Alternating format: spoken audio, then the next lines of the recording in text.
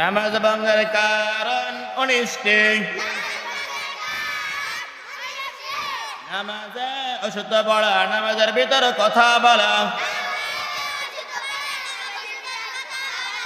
কোন লোককে সালাম দেওয়া, সালামের উত্তর দেওয়া,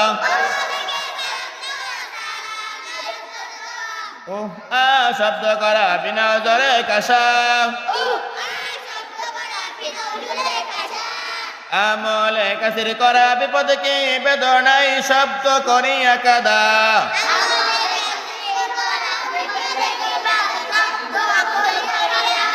তিন তাসবিহ পরিমাণ সতর খুলিয়া থাকা, মুক্তাদি ব্যতীত অপর ব্যক্তির লোকমা নেওয়া, সুসংবাদ দুঃসংবাদের উত্তর দেওয়া, নাপাক জায়গায় সেজদা করা, কিবলা দিক হইতে সিনা ঘুরিয়ে দেওয়া, নামাজে কুরআন শরীফ দেখিয়া পড়া,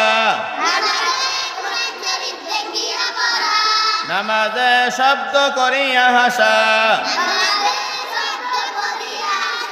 নামাজে সাংসারিক কোন বিষয় প্রার্থনা করা,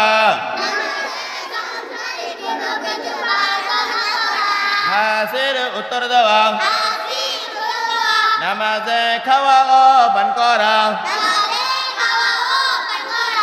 ইমামের আগে মুক্তাদি দাঁড়ানো,